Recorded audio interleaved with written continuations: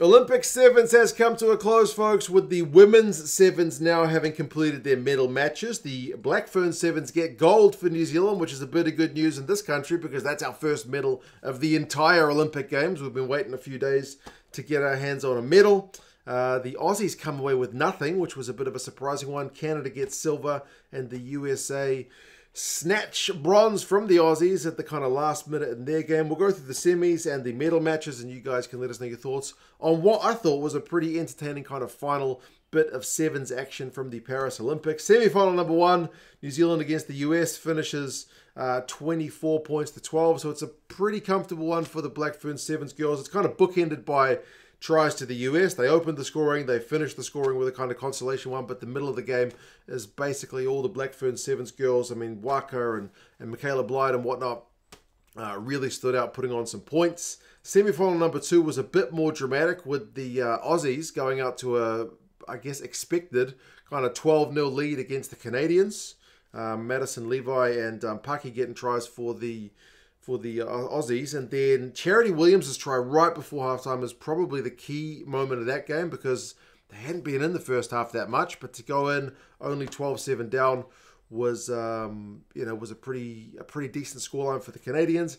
Canadians get one after a maul.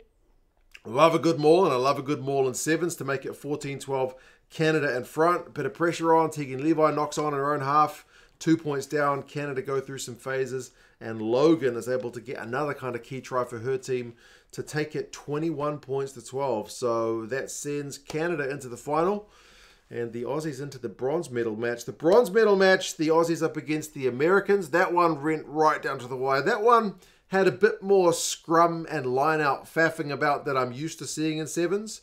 A few kind of loose passes. It was kind of waiting for someone to take this game by the scruff of the neck. Madison Levi got another one to start the game, which she just seems to do every game. Tegan Levi, though, got a yellow card for a high tackle, just a bit too high.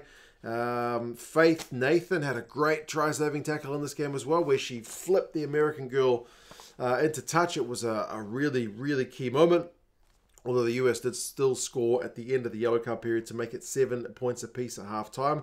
Then the Aussies blew a try, a sitter of a try, kind of at the start of the second half. The pass to Paki was a little bit too high and she couldn't hang on to it, but it was a sure thing try.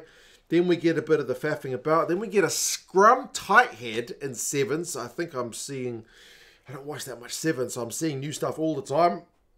Scrum tight head leads to another Madison Levi try. Tegan with the try assist to make it 12-7. Less than a minute to go. That seems like it's the game winner.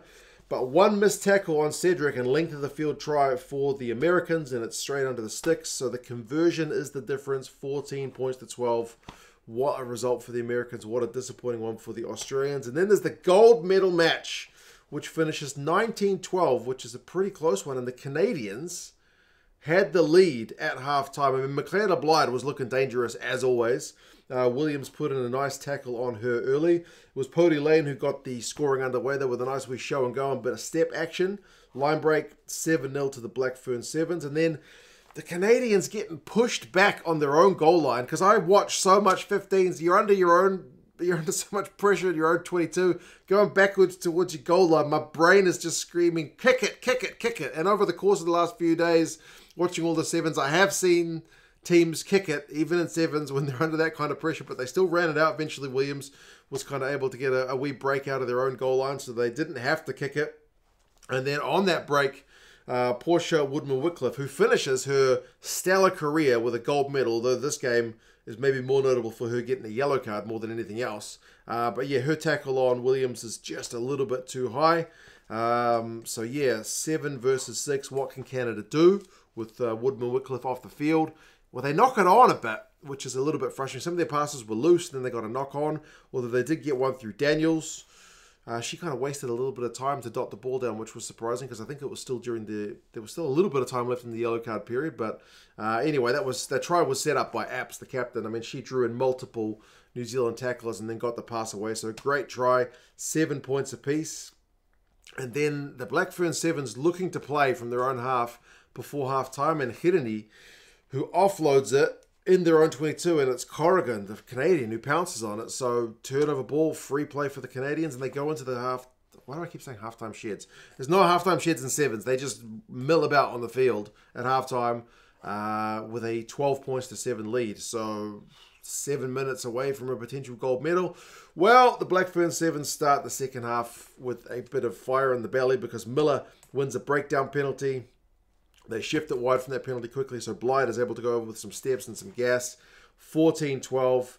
Portia gets subbed. Portia Woodman-Wycliffe, her final action in the black jersey. There's a big cheer from the crowd. Okay, it's an educated crowd. They know what she's done for women's rugby, so they know she's kind of calling it quits.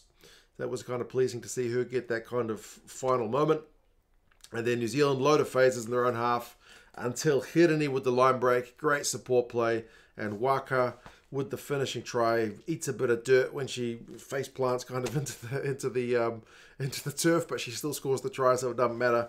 19 points to 12. That is the final score. Canada still in striking distance, need to score, but they basically knock it on under a bit of pressure. So gold for New Zealand, as I said, much needed for this country in terms of our Olympics table, which had been looking pretty sad up until this point. But yeah, thoroughly entertaining few games, a couple of good semis, and yeah, like no real blowouts, which was really pleasing. So yeah, kind of low scoring, I guess, in the scheme of things. We've seen other games go 40, 50 points, but not this one. A bit of tight action, but yeah, that's the rugby done at the Olympics. Now we kind of await the likes of the Rugby Championship to get underway.